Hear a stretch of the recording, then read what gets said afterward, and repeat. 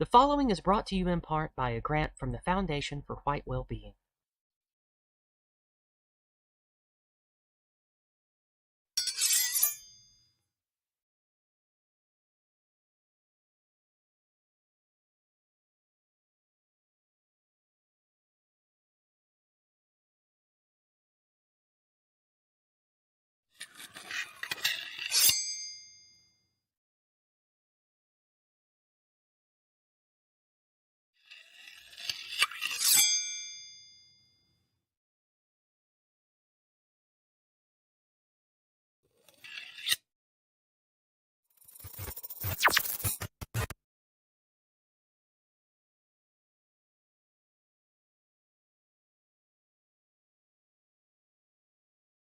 Look into this dark, unforgiving glass eye, the mesh of the microphone. Tell it your deepest thoughts, hopes, fears, and desires. We will take these emotions, turn them, and feed them back to you, for we have goals that your feelings will assist. This is how we rule. From the shadows, playing your emotions like puppet strings, we lead you to destinations that we have prepared, and you willingly oblige, thinking these decisions to be your own. When you do as we wish, we reward you, and when you go against us, we punish you. In a million subtle ways, we influence your supposedly free choice. By this method, we rule over a population convinced that they are the masters of their own destiny. Welcome to the Empire of Lies. Yes, welcome indeed back to the Empire of Lies. I'm Yiz the Eunuch, and this is News Fist, also known as Chris. Hello. Hello, Chris. Thank you for joining me again tonight. I am excited tonight because I just sort of realized that it's been 23 episodes, and well, Chris has been the primary presenter for every single one of them. So since this week Chris was getting over just a little bit of a sickness and he wanted some time to recuperate, we decided this would be a good week for me to be in the main presenter seat. So I will be presenting to you tonight the first of my full presentations for Empire of Lies. Which don't get used to it. I'm probably not going to be the main presenter every time, but I hope that you will enjoy my presentation tonight. Now, Chris and I both worked on this. This is going to be part of one of the many times that we discuss elements of elite theory. And this is not to let you, the common person, think that you have no value. You certainly do, or all of the propaganda would be pointless, right? So tonight we're going to be talking about what kind of power regular people or middle class or the middle whites actually have, and how you should govern yourself and choose your leaders and behaviors to empower yourself along the right path for this complex, ugly world that we live in. Now, I know there's a lot of things to say here at the beginning, but it makes sense, trust me. During the course of this presentation, I'm going to be showing you how different kinds of people have power and why people with real power care. And hopefully you will glean a little bit of information as to how this sort of high, low, middle people stuff tug of war happens and why it happens. And then I'll be presenting another idea from a Afrikaans Dutch philosopher to present to you types of people you should avoid, while hopefully teaching you the types of people that you should seek and associate with. And then Chris, of course, has things to add in during this presentation. And sort of like how I do on the other episodes, he'll have a wrap up towards the end. But the bulk of the presentation is going to be me talking about the high, low, middle of Bertrand de Jouvenel from On Power. And of course, I'll be reading excerpts from my good friend Academic Agent from his wonderful book, Populist Delusion, tonight. And then the second part will be reading from a book that has not received an English translation called, let Liberalisme et Nationalité or something like that. I don't know the Dutch exactly for it, but it's a philosophical work translated to English by my friend Ernst van Zyl, Conscious Caracal of Afroforum down in South Africa. In the description of this video, there is a link to the short stream where the bulk of the idolater of the act is translated to English by Ernst van Zyl. Thank you very much, Ernst, for your hard work across the board, but thank you very much for teaching me about this philosopher and the concept of idolater of the act. Thank you very much. And also, of course, big thank you to Academic Agent for his wonderful work on the populist delusion that helps people like me better wrap my head around things like the complex nuances of elite theory and power of the people, the lies of democracy, etc. So I have nothing else to preface this stream with. Chris, is there any preface you would like to make before I get started with the main presentation tonight, sir? Yes. So you could think of elite theory as a bit like the dismal science. What it has to say about the way power operates in society is not very heartwarming. Indeed, it strikes deep at the legerdemain that maintains many modern societies, the idea that power is distributed from the bottom up.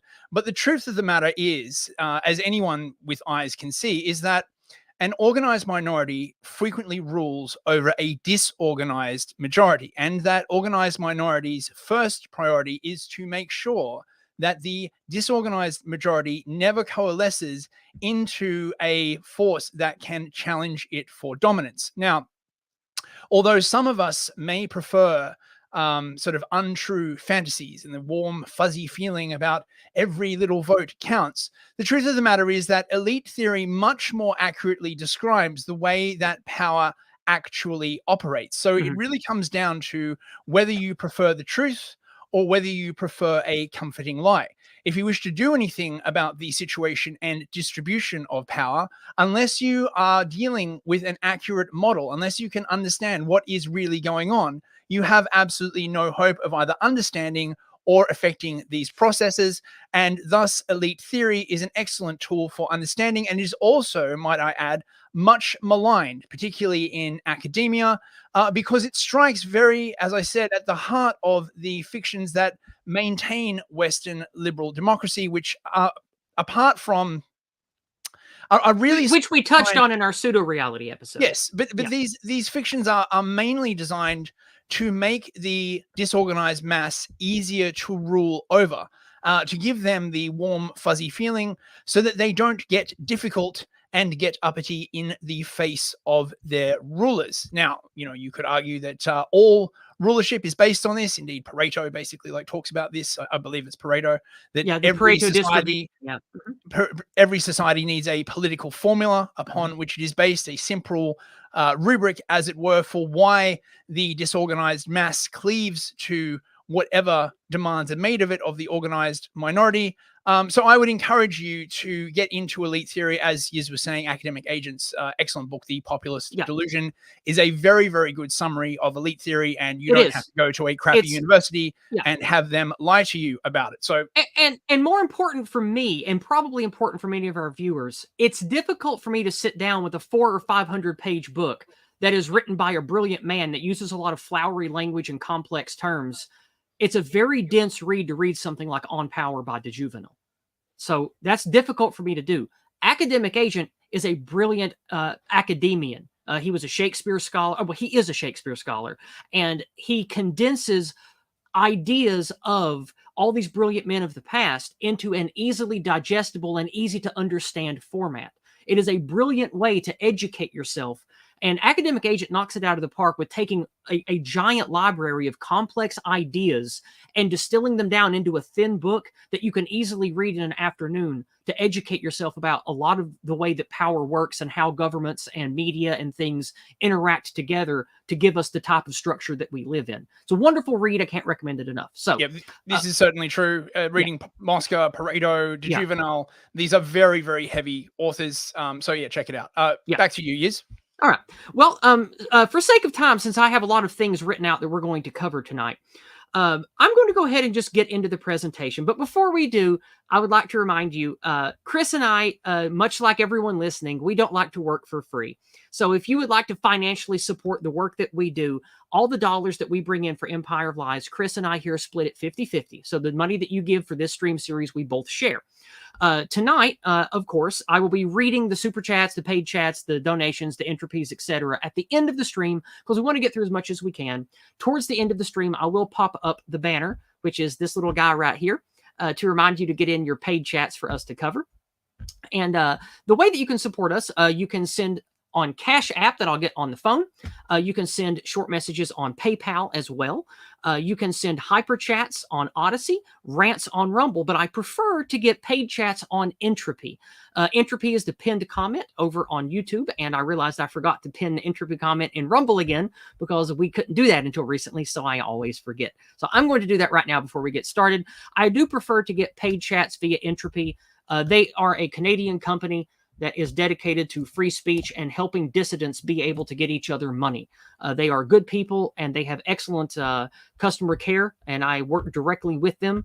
I like Entropy a lot, and I would like you to financially help support them. They take a small cut of the Entropy messages and they come directly to me. So, and of course, again, I'll be sharing that with Chris. So during the course of the stream, please consider sharing at least a few dollars with us. And if you would like to be a monthly supporter of my channel and all the work that I do outside of this, I would deeply appreciate you subscribing to me monthly on Subscribestar. And you can find the link to that in the description as well. And as always, please follow Chris. I've got his link to all of his stuff in the description of this video, and go follow him. And if you like his work, financially support him apart from me as well. So let's go ahead and get into the presentation for tonight, Mr. Chris.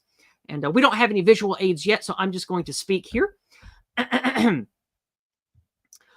of the biggest lies that we are told in America and other Western liberal countries is the power of the people.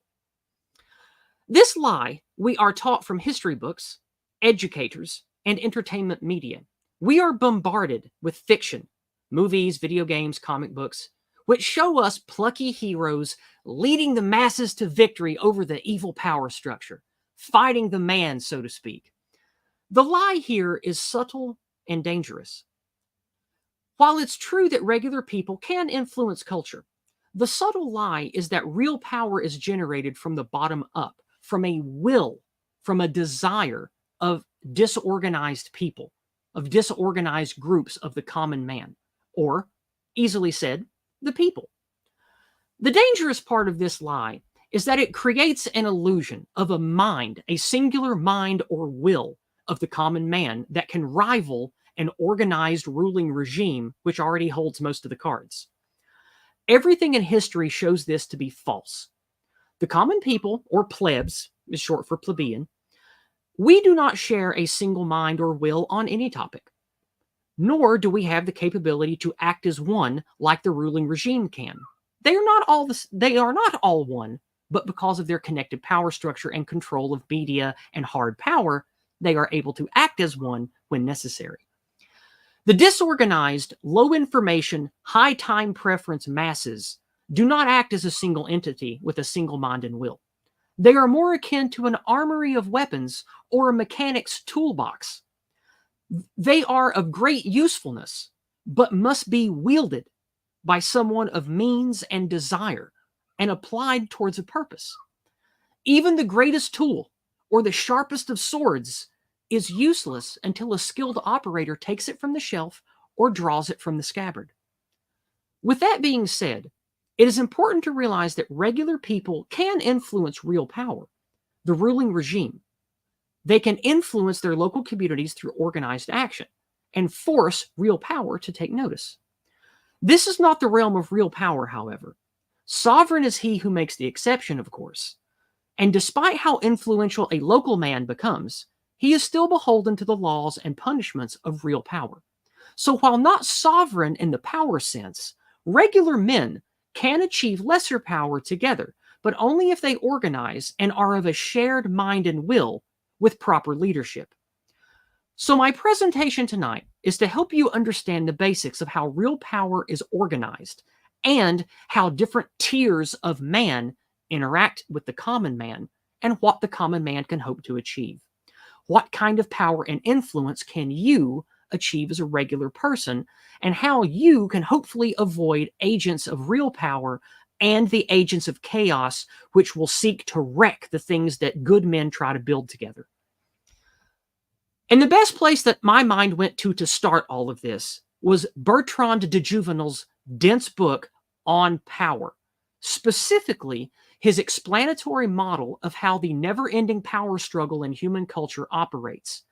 Since de Jouvenel is thick, dense reading, I'm going to be using a few pages from Dr. I always mess up his name, Dr. Nima Parvini's excellent book, The Populist Delusion, to explain the basics of de Jouvenel's model, simply called high-low-middle. I hope that if Academic Agent is listening, he giggles at me messing up his name because he mispronounces things all the time. And one of the reasons I balked at saying his name correctly is I'm in a habit of always saying it incorrectly to make him laugh. So I'll say stuff like Dr. Nemo, paparazzi, and stuff like that. But anyway. All right, Chris, let's go to In Small in View here. And I will start with the first. Well, come on, work with me, StreamYard. There we go. I will begin with the first slide.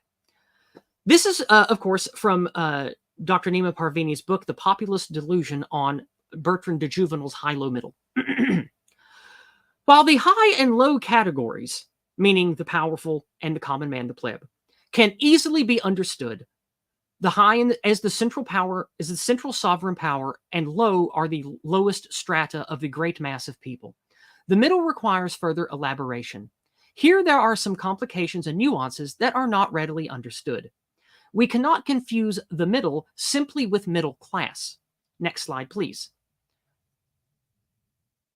Jouvenel continuously writes about the middle as an aristocracy, which has its own centers of power, or castles. Bond describes subsidiaries as follows. These subsidiary centers can be seen as delegates of the center and act in its name and under its authority. Jouvenel termed the elements that comprise this category social authorities. And by this, he meant such entities as nobility, families, corporations, trade unions, and any other institution within an order which can demand the obedience and allegiance of those within that order in conjunction with the central governing apparatus or power. The key point to grasp is that to count as an aristocratic or subsidiary power, power must perceive a cell as a rival. Jouvenel describes power as having an almost psychotic need to snuff out any challenge to its monopoly of control. Well, doesn't that sound like the regime that we all live under today? This is every regime, really. Yeah. Yeah. This is the inner essence of power, which is the inevitable assailant. The inevitable assailant of the social authorities and sucks their very lifeblood. And the more vigorous a particular power is, the more virile it is in the role of vampire.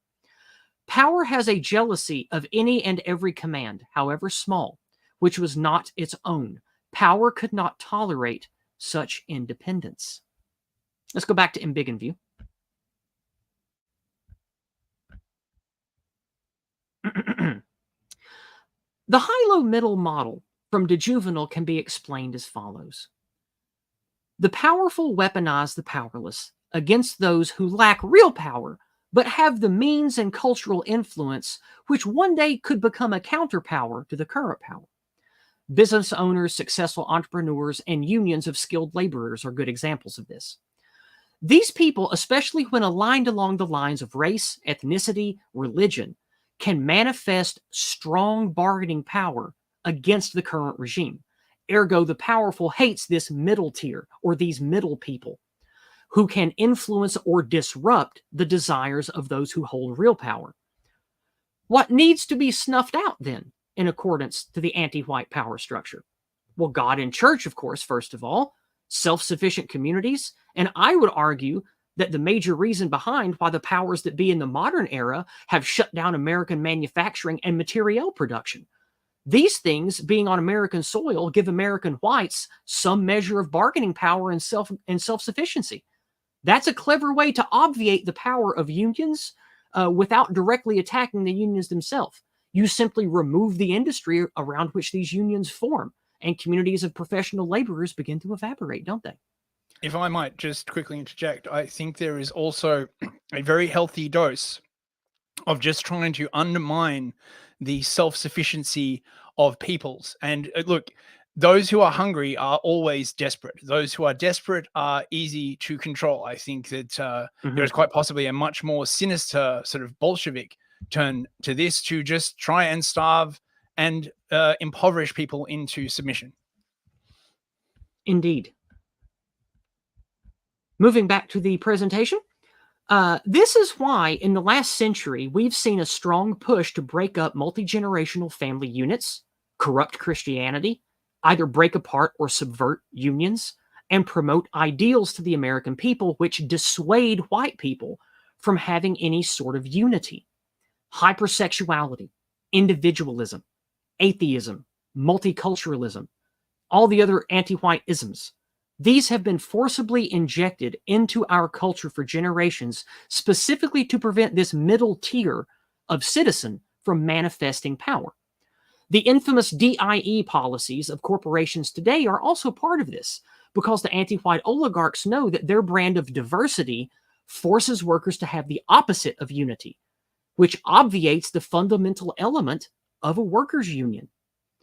The healthy natural middle of white people has been weakened and in many ways destroyed, while the anti-white counterparts have been emboldened and elevated.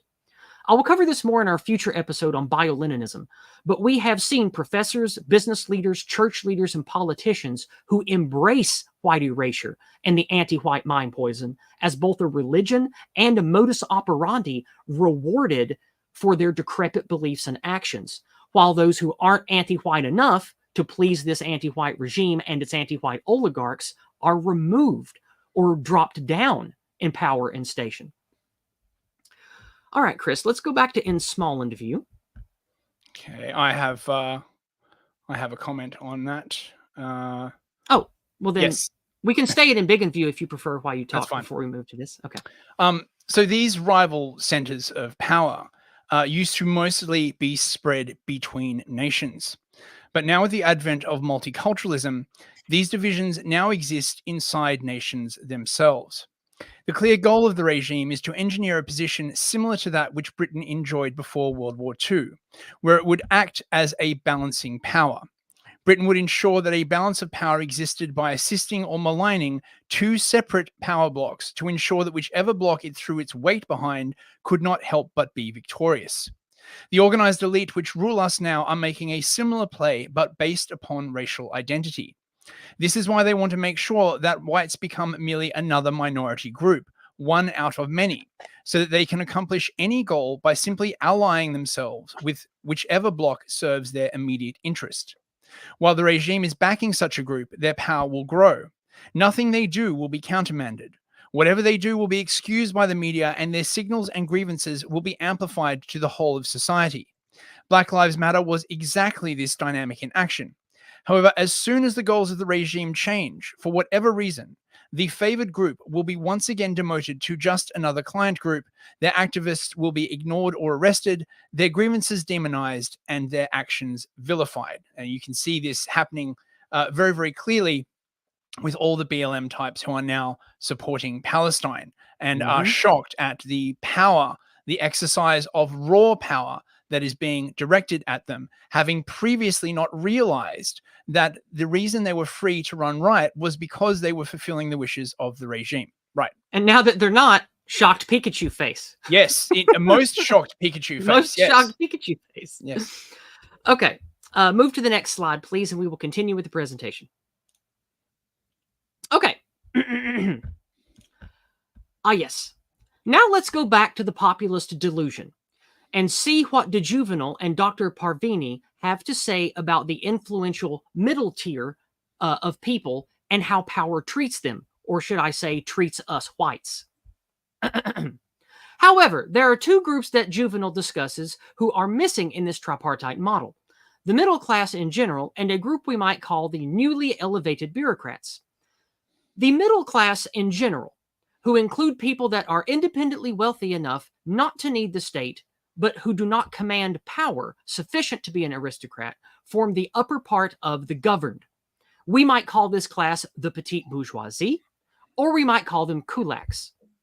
They can ally with power, or they can ally with the subsidiaries. Should they ally with the latter, they too will become the target of power, which will brook no dissent. The newly elevated bureaucrats, meanwhile, become the lower stratum of the ruling class as non-governing elites. Next slide. What is the benefit of reading de Jouvenel? What can he give us that we cannot find in the elite theorists or in Schmidt? I believe he gives us a dynamic model of change that is somewhat taken for granted in the other thinkers. De Jouvenel provides a rationale for who might be the sovereign's enemy at any given point. For example, in 2021, the U.S. federal government, the public face of the aforementioned syndicalist nexus of finance, corporations, and NGOs, has declared that white supremacists can constitute the highest terrorist threat to the country. Former President George W. Bush even argued they belong in the same breath as ISIS. And that, in a statement as Schmittian as any ever uttered, bigotry and white supremacy are blasphemy to the American creed. The media daily propagandizes, next slide please, against white privilege, explains why white people are the problem. But why would power focus so heavily on white people? Is it because it comprises people who are independent of the state, would-be aristocrats, subsidiaries in potential, and even a few truly independent institutions, and therefore represents the largest threats to the power's hegemony? This was embodied in the hated figure of Donald Trump. But since he was banished from the airwaves and social media, now it must take the form of a direct attack on the disobedient people themselves, especially if they have refused the vaccination against the pandemic, which is a very convenient proxy marker of friend and enemy to power. Indeed, I think AA is really onto something here. It is yes. not enough to declare yourself to be for power. You must make an act of obeisance, and that act must hurt you. Otherwise, how can you tell whether someone is being sincere? To merely say that you are for the regime is not enough. You must be willing to suffer for the regime, for that demonstrates true dedication. Now, I don't think we're ready for the next slide yet. Nope. So let's go back to embiggened view while we speak. If it'll work. I'm clicking it. I don't know why StreamYard is being a little slow today on my end. All right. Everyone listening to this right now in 2024 is probably part of this demonized group. If you're listening to this stream right now in, let's see, what day is it? The 16th of May, 2024. If you're listening to this today, you're probably a Christian, white, a Trump supporter, and or one of the purebloods who didn't participate in the regime's mass vaccination experiment. Those of us who are dissidents of any kind are already under the eye of Sauron, as the current power will brook no concessions nor hear any sensible argument we make. We are despised and vilified by the anti-white regime, and they seek to keep us disenfranchised and powerless. So what can we do? We must intelligently organize and play to our strengths. I will be speaking from a rural or small city point of view, and Chris will be speaking from an urban large city point of view later. Individuals have no power against the collective, so we must collectivize, we must unify. Something easy to say, but not easy to do. As I have long encouraged on this channel and in my public speaking, you must seek out others of your ethnicity and beliefs. You must be mindful of the eye of Sauron, which always watches, and know what will draw its attention so you can avoid it as best as possible. In the Go Free method, we call this being pristine. Be a healthy person of good character and minimal vices. Be kind, but also of strong moral convictions. Speak firmly against lies and corruption, but with clean language. Be righteously indignant, but speak from a place of love and not of hate. This will not only minimize the censorship and financial punishments, or even criminal charges, that the regime can muster against you, but it will also prove to others that you are a healthy tree which bears good fruit. Remember that for later. Additionally, you must be willing to do what is sometimes uncomfortable. This can include moving to a better place to build community and businesses with others of like mind. It can mean leaving a comfy career position in pursuit of something more fulfilling and beneficial to our goals. Perhaps most difficult for many of us, it can mean cutting activities, luxuries, or even people out of your life entirely. Nothing worthwhile is easy or effortless. You must be devoted to improving your life and the well-being of your people, because the anti-white regime is most certainly devoted to the opposite. We must build the future we are to have, because the regime has no future plan for us at all. It means we must seek out others and create community together. While busy with its own problems and other powerful entities, the regime is aware that many of us are doing this, so it will attempt to thwart us via containment candidates in politics who offer us sweet lies in hopes to lull us back to complacency, and also agents of chaos who will seek to disrupt what we build. The final part of my presentation tonight will be borrowing a brilliant idea from the Dutch Afrikaans philosopher N.P. van Wyk Louw to illustrate the kinds of people you should avoid when building community and trying to gain ethnic strength. And that concept is the idolater of the act. Let's go to In Small and View and bring up the slide, please. What is the idolater of the act? This is from N.P. van Wyk Louw. We have already made a kind of tool, we have already made a kind of idol out of the word act. And at the smallest opportunity for boastfulness, we speak of an action that strikes like thunder. But then, what would be the acts that have such a meteorological effect, that make such a big noise as thunder? Grabbing a gun? Yelling at meetings? Throwing a punch?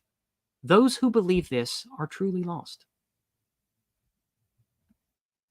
All right, let's go back to Embiggen View now, because I'm going to speak a while. You and I both are going to be speaking a while now. These brilliant words are a good guide for the modern dissident who seeks to generate healthy culture for his people. Wyk Louw describes 3 archetypes of the idolater of the act, and I will simplify them here tonight and provide examples of each one, all in hopes of helping you choose with whom you associate, and who to avoid. Excuse me. Number 1, the uncertain idolater. Well-intentioned figures who proclaim the need for immediate action, any action, as long as there is action, but they struggle to put their finger on exactly what action they desperately wish to see. Typically low information, average IQ people who believe something is critically dangerously wrong and want something to be done about it. They are usually benevolent in spirit, this type, even though often used by smarter people towards malevolent ends. This type could be a climate crisis activist who demands change from corporations, or a reactionary nationalist who demands the government stop mass migration. These are your someone should do something, anything about this types. And they will often not care how destructive or stupid an action is as long as something gets done in relation to their chosen idol. Something you will often hear these people say is, well, at least they're doing something. As much as I like him, and as much as I like myself, both I and Don the Pleb fell into this category at one point in time, as did many of you listening to this now. I too was once part of this category, but I grew out of it and became a hardened, wiser reactionary, a proper dissident. Chris, I believe you have something to say about part 1. Indeed. About type 1, excuse me. These people are incredibly useful to the regime. Like bulls that charge whenever a red flag is waved in front of them, they are more often than not used by the regime against the interests that they pursue. They seek simple solutions through the use of force, buttressed by imagined moments of violent revolution in history, unaware that such revolutions only took place because they were backed by powerful elites. They are the perfect dialectical tool to ramp up enforcement of the security state and easily manipulated by manufactured events. They are usually on the front line of highly polarizing wedge issues that miss the larger dynamics at play. For example, they may attack Drag Queen Story Hour, without considering how doing so will actually strengthen their opposition by manufacturing sympathy for their opponents and doing nothing about the education system that has enabled the event that they are railing against. These people that are most often derided, these are people that are most often derided as feds by the more politically aware, and indeed, it is often very easy to infiltrate such groups because they lack good OPSEC and are easily inflamed by stirring rhetoric to make piecemeal violent action against targets that help the regime program. They fail to understand that without elite support, no real action or social change is possible, and that without very serious popular support, they may end up harming the cause that they are fighting for by undermining its legitimacy in the eyes of the public. Additionally, they provide the perfect excuse for governments to step up enforcement against other non-violent groups that are trying for political change. All right. That takes us to the second type of idolater of the act, which is the cowardly idolater. These figures are weak men with decent intelligence and charisma who make bold demands of others, sometimes even pretending to be born leaders, and often talk about warfare and other violent or even terroristic actions being necessary and moral. When challenged on these ideas or offered a chance to put their ideas into action, they balk and create excuses because they are afraid of the repercussions of the dangerous things they decry. This type could be an Antifa communist professor who talks about a violent revolution, a radical feminist who wants to smash the patriarchy, or a pro-life mouthpiece who encourages bombing abortion clinics or harassing doctors. This type often has a malevolent bent and seeks to talk others into doing life-ruining actions that they themselves are too cowardly to take. They rationalize their evil and cowardice by claiming the loss of life and wealth are a sacrifice to their particular deity, their idol of the act. Chris? What side these people wind up on is entirely dependent on the wishes of the regime. For example, while all the Marxist university professors were shouting Black Lives Matter and Kill Whitey, goals which the regime supported, they were encouraged and left unmolested. However, as soon as their attention switched to Israel, they were immediately crushed. Their belief in the power of the masses and popular revolution leads them to great confusion when this happens, as they are too stupid to realize that their revolutionary action is being allowed by the regime, right up until the point when it is no longer useful. People such as these are often the intellectual forefront for revolutionary movements and are quickly disposed of once the new power structure is in place. Drunk on their own hubris and the self-importance of thinking that they control the masses, they usually fail to recognize real power when they see it, believing as they do that real power comes from the people and not from the elites. And now the final type, the malicious idolater. By far the most dangerous type who causes the most harm. They know the act they serve. They name it boldly and plan it out, using any means necessary to serve their idol. They organize in the shadows, fully knowing what they seek is illegal and deadly. They rarely put themselves in danger, however, not wanting to be a martyr themselves, but talking others into being martyrs for their act. This type could be a revolutionary Marxist who organizes assassinations of political opponents, an Islamic cell leader who trains suicide bombers, or a neo-Nazi who plans on destroying banks and synagogues to fight Zog.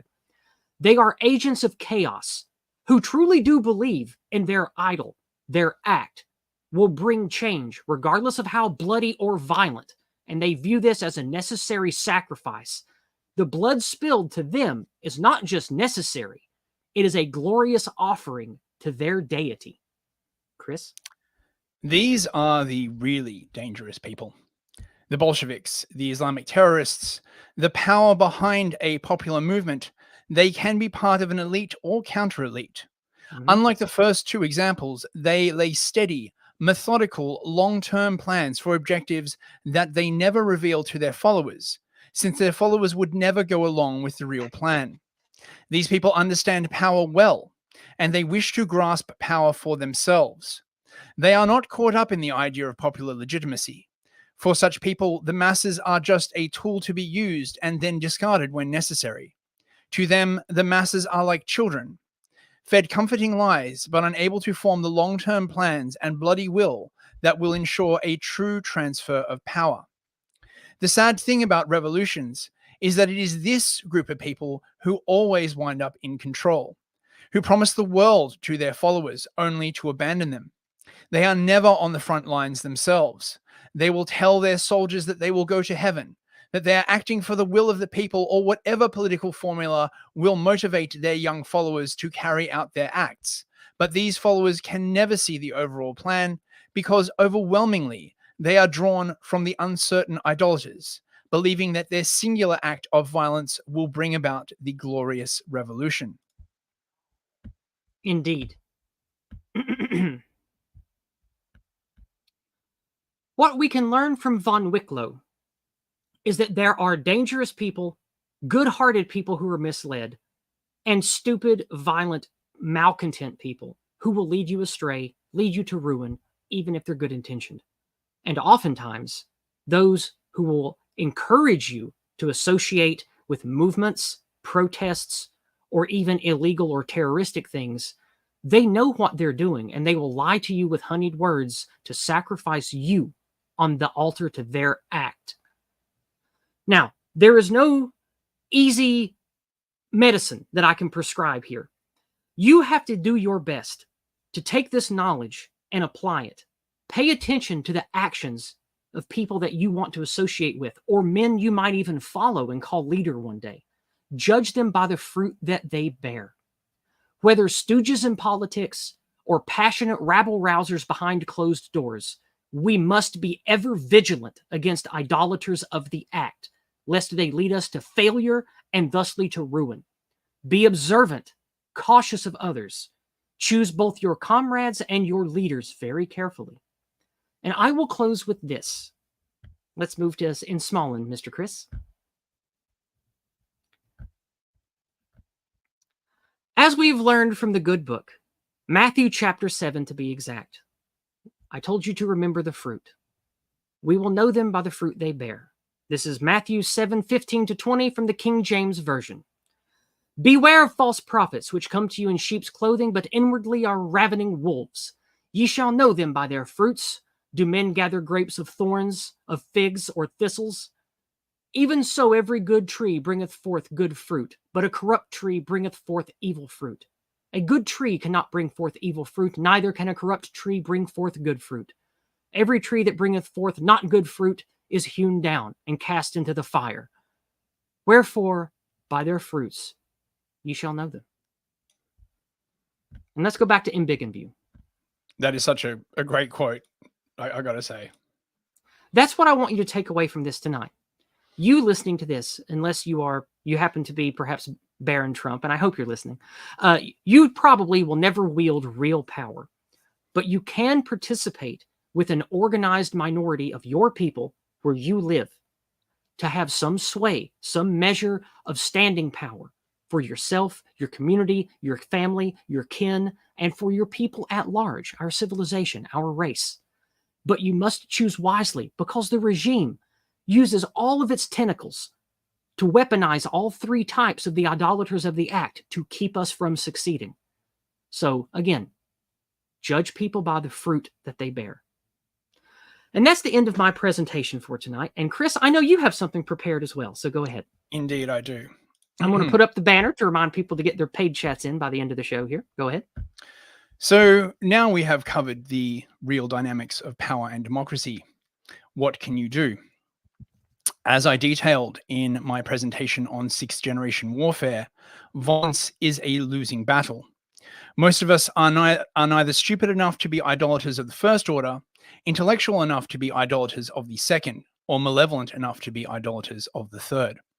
The most important thing, in my opinion, is to have an alternative view ready for when this state collapses, which I believe it will in short order.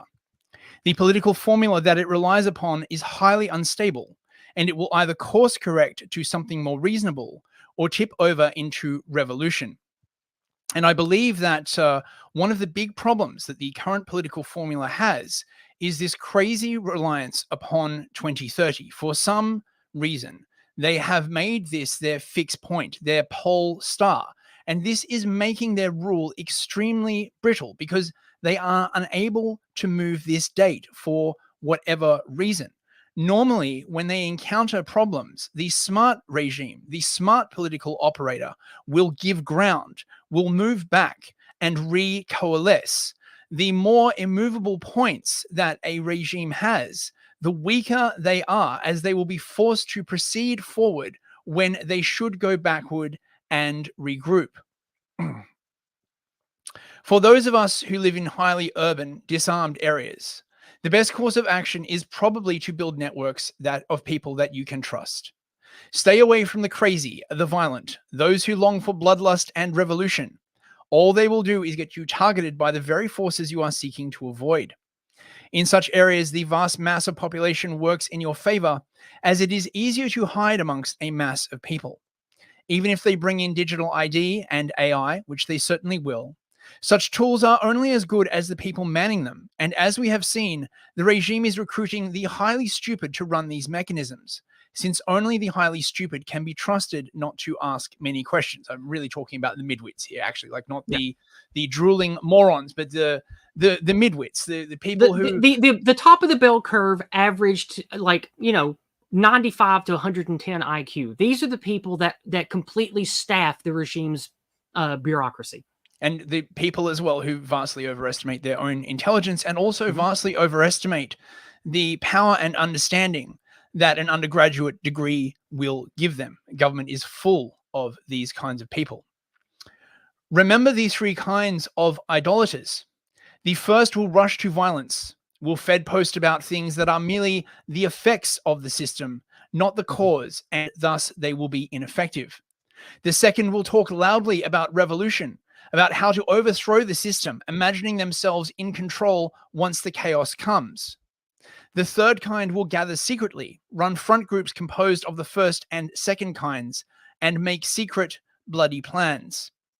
Since we have neither access to power nor sizable financial resources, the wise man waits and undermines the legitimacy of the regime, undermines the political formula upon which it is based, informs friends and colleagues, gathers networks of people that will support and look after each other. This is unfortunately a very unsatisfying activity. The reasonable man cries, "Is this all we can do?" and wait as this juggernaut overwhelms us. What would you do otherwise? Do you imagine that individual acts of violence will do anything but empower the regime? That you would be the conquering hero, born on the shoulders of the masses and swept into power? When the turn comes, if it comes, events will be dictated by those with money, power, foreign connections, intelligence networks, and many, many helpers. We have none of these. So do what you can. Care for your people. Help those around you. Join community organizations, churches, clubs. Find people who help you when the chips are down. People who are handy. People who are crafty. The early church survived like this under persecution for many centuries. It is a viable model. Although not very glamorous, it does work. The implications of elite theory for the common man are stark. It not only means that we are controlled from above, but it also means that all mass movements, unless they have the backing of the elites, are doomed to failure. In other words, unless you have the elites on your side, resistance is indeed futile.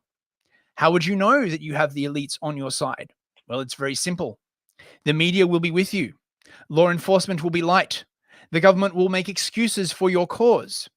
The white well-being movement is certainly not being supported by the elites, although this may change if such a movement becomes useful to them in order to counterbalance the third worldist or BLM movement, which they have given so much power to. Indeed. The sad truth is that unless and until a counter-elite that cares about Western culture develops, any overt act, any political movement that tries to support the rights of whites as a group will merely be used as an excuse for heavier enforcement and to normalize first mover coercive actions that will then be normalized and used against the rest of the population as soon as it is convenient. Indeed. If you are so sorry, No, go ahead. if you are so inclined, you could try and run for political office. However, depending on where you are, you may find that you wind up doing more harm than good. At the moment, the third worlders have become so powerful that the regime has pivoted to focusing on them in order to defend the interests of the rules-based order. There is an argument that this may in fact be the best possible outcome, that while the regime is preoccupied with fighting the third worlders, they will not be focusing on the right-wingers, who seem to be the default whipping boy for whenever the regime needs busy work. Arguably, the most important thing you can do is speak and disseminate new ideas. Speech is the poor man's weapon, and in the age of social media, requires neither funds or elite backing. By putting forward a new suite of ideas, a new thought regime, it may be adopted by a counter-elite who will then throw their might behind such a worldview. The truth of the matter is that a small group with zero resources and government connections has no hope of direct conflict with government power, but it can influence the narrative that undermines government legitimacy, which can undermine the political formula of the rulers. The elites, when they are weak, are especially afraid of this. Look at the links they went to during COVID to make sure that their narrative was the only one allowed. A counter-narrative causes people to stop and think, to consider the possible holes in the narrative that supports the current political formula. Since the current formula is very weak, arguably, the most impact can be had not through stupid actions, but through the dissemination of well thought out ideas. And I would just like to say, I forget who it was, but someone on Twitter was talking about this and dissident right podcasts in general, and saying that rather than getting caught up in personalities and who is going to lead you, to look at the information around as a sort of informational armory, a distribution of informational weapons that you can pick up and put down as need demands. And I very much subscribe to this theory. There is too much, in my opinion, focus on personalities. It is what it is. People desire a leader, especially when they are demoralized. But you can look through the vast range of information being put about, pick up a certain political formula, a certain political conception, a certain informational weapon, and use it for your advantage, and then put it down when it is no longer useful. Anyone who demands that you keep using an informational weapon once its time has passed is not really focused on the objective at hand, number one, and is number two, caught up in ego. Yeah. All social media influencers have their time. They come and go, they wax and wane, and then they pass into history. The moment that they rise is usually because whatever concept they are putting forward has utility to the masses at large. Thank you very much. No, that's a good way to phrase that. And I want to touch on something here about the white well-being movement that you brought up. Those of us who are keyed into this sixth generational war, let's say, we understand that we are fighting a war with ideas and words, because the battlefield are the hearts and minds of our people. The shots are fired at us every day through commercials, from the words of subverted preachers, from hostile politicians, from subversive anti-white media, from Hollywood and comic books and magazines and things like that. If and when, and I do believe when, a movement like the white well-being movement begins to grow and more people come to it, or something else like it if it's not exactly that by name, there are going to be idolaters of the act that will court us and try to subvert us, either intentionally or unintentionally. This is why I want to make material that will teach as many of us as possible to be wise and cautious with how and who we build. Because I don't want to see the things that we all are trying to build together become subverted as we begin to grow, as the current ruling regime begins to fail. And it is failing. We need to be ready for whatever counter elites or middle whites as we learned from the books today, as those become things that real power could be, that real power could come from, we must be ready and organized as best as we can to get in line and support them to have unity and create and to generate culture.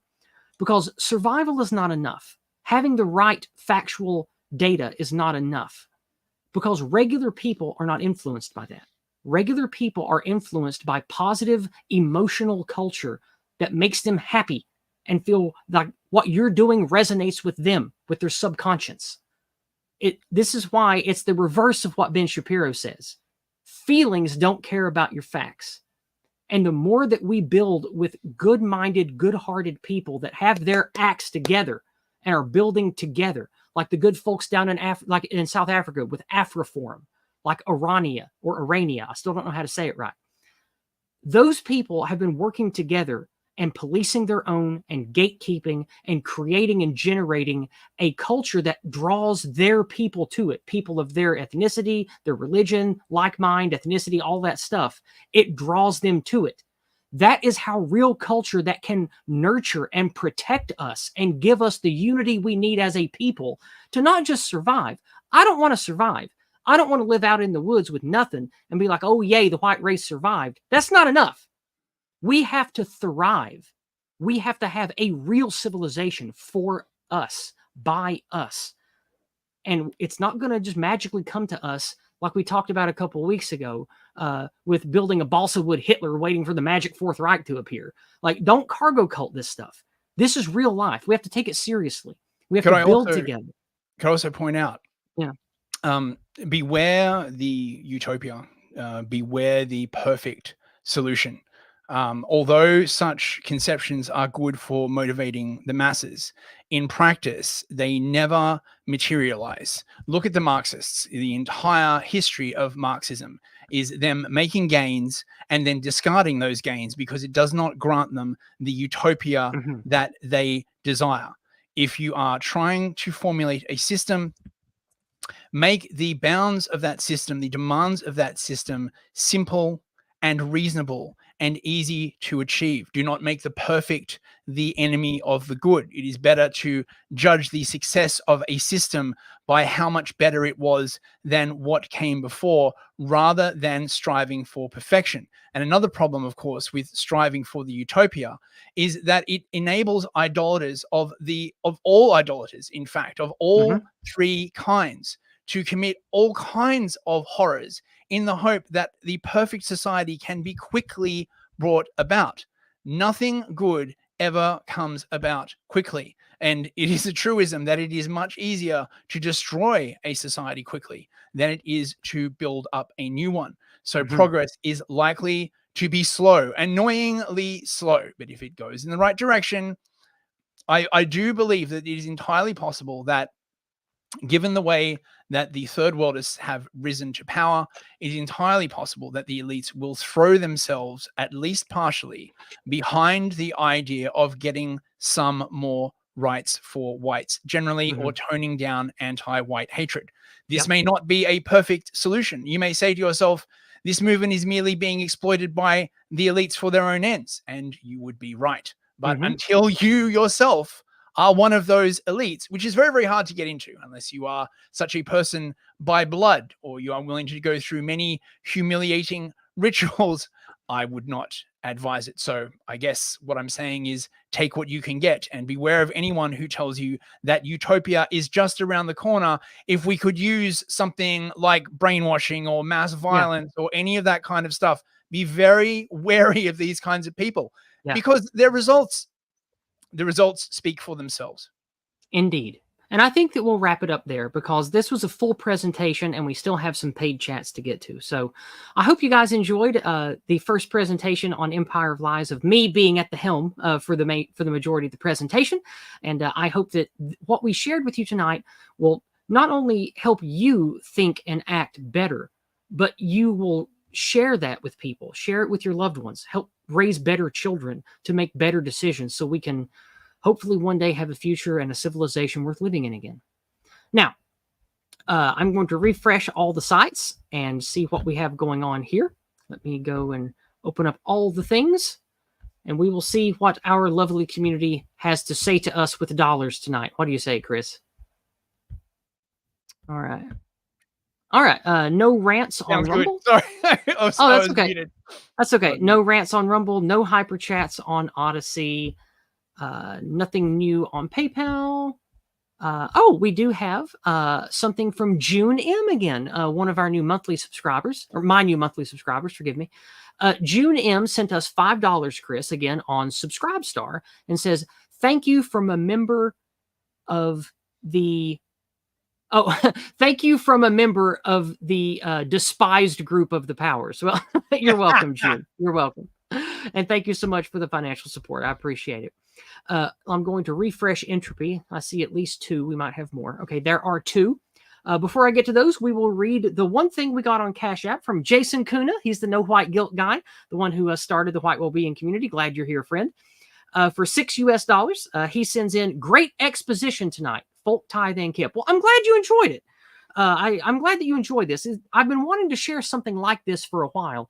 And after my discussion, discussion stream about the Days of Rage with Raging Mandrill last week and this week, I was inspired to do this presentation tonight. So I'm glad you enjoyed it, Jason. Thank you so much for the $6. Over on Entropy, we have 2 things. We have $5 again from longtime supporter Arcane Green Moon. He says, great show. I am getting ready to release my next music album, Stardust Hollow. I hope people will find it entertaining. Well, feel free to share the link, and I'm sure people will engage with it. And if you want to share it with me privately or put it somewhere where I will see it, I'll also check out your music, Arcane. Stumbling for $5. Good to see you again, Stumbling. You're always here. Stumbling says, even the lone individual has one supreme authority, free will. You may not have the power to topple a regime, but you can halt its armies from occupying your soul. Simply refusing to comply displays an immense power and will serve all of your endeavors. I agree with that sentiment. Chris, what do you have to say about that? Yeah, I do agree. I mean, this is the fundamental idea of the political formula that once a certain percentage of a society stop accepting that political formula, it simply collapses. The power structure will say, oh, well, you need to do this for this reason. And once a certain magical percentage, it's hard to determine the exact tipping point. It's a bit like legitimacy. You can tell when you have it, you can tell when you don't have it, but to determine the exact point at which it passes from one to the other is very, very hard to measure. But once a certain number of people just start saying, no, that political formula is crap. I don't accept. I do not comply. I do not agree with your reasoning. The political formula collapses and much of the regime's power is blunted, at which point the smart regime then pivots to a new formula. The stupid regime attempts to enforce that collapsed political formula. It just doubles down on the already failing one. Yeah. Yeah, and this is a really, really interesting point, that either the people currently ruling us, as I was saying, are extremely stupid, or they are constrained by something that we are not aware of. And I think 2030 and the UN SDGs is in fact what is constraining them. They have committed to this project, and because it is for this date, for some reason, whether it's astrology or religion or some other crazy thing, they now cannot back out, and this is making their position extremely brittle. The smart move would be to say, well, maybe we'll get the revolution in 2035 or 2040, but you can almost hear them cry, but what if we never get the revolution? Look at the Fabians. They've been trying to get the revolution for 150 years. At this point. And the Jesuits before them. So at a certain point, the hardcore amongst them will say, no, we have to do it this time. Whereas the smart people among them will be like, look, this is no go, right? If we keep doing this, we're going to become too brittle. The entire thing is going to break off. It's going to be interesting to see which faction wins out. The smart political operators or the many stupids, it seems that they have brought in, the third worlders, and in my opinion, many of the technocrats are of this stripe. Utopianism, generally speaking, produces this kind of stupid, because rather than recognizing the sort of progression of society as a gradual thing, a give and take, a 2 steps forward, 1 step back kind of thing, they tend to rush for the finish line and then faceplant at the worst possible moment. Yep. And I think that's what's going to happen here. And I want us all to be as prepared as we can for when that happens. Like I've said many times, I don't think it's going to be like Mad Max and people killing each other for food on the street. I don't think that's what we're headed towards. But we are looking at genuine economic, civilizational, cultural decline. We have been in this decline for quite some time. And if we can learn anything from these cycles, the ebb and flow of history, especially empires, we need to do all we can to make sure that our people weather the storm and are healthy, hearty, wise, and ready to follow genuine leaders and build genuine culture together as the current things start to weaken and fall apart. Because remember, we don't live in a vacuum. There are other powerful races, and race is another word for empire. There are powerful contingent civilizational forces that are at the gates, ready to sweep in and take from us to empower them. We have to prepare for that. We need to be ready as best as we can in every way that we can for the upcoming generational battles that we are going to have. And I don't mean battles like with guns, but I mean the struggles we're going to have. So I hope that you learned a lot tonight, guys. I hope that we've inspired you and given you good food for thought that you can use to educate children, friends, preachers, people at your workplace. Please help make the world better one step at a time for your people and for my people, the white people. So I love you guys. I'll leave it off there. We will be back next week with more Empire of Lies. Chris and I will both be back Monday with The Habiting at 3 p.m. New York time, as he says. And of course, Discordant Dragon, 6 p.m. Tennessee time. So we'll both have our streams next Monday. Chris, any closing words you have?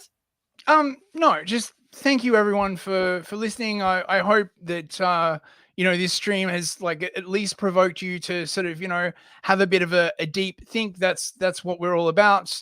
Just trying to get sort of new or I mean, there are really no new ideas. Let's say sort of neglected ideas out there into the ether. If this was about money, we'd be doing cute cat videos. This is a really sort of meaningful project to both myself and Yiz, and we just really want to communicate these ideas to the world. So thank you everyone for watching. It means so much. It really does. It does. And I see so many names in the chat leaving comments that have been following me for years since I was a tiny nobody. And it means a lot to me. I see you guys and I remember you. I remember your little avatars. I remember your @ signs. I remember the things you say and the idiosyncrasies you have and the types of emojis that you post. It means a lot. You've helped me get this far in only 6 years, and I appreciate it. All right. Well, good night, everybody. I hope you have a blessed weekend, and we will see you next time. God bless. Thank you very much, everyone. Good night.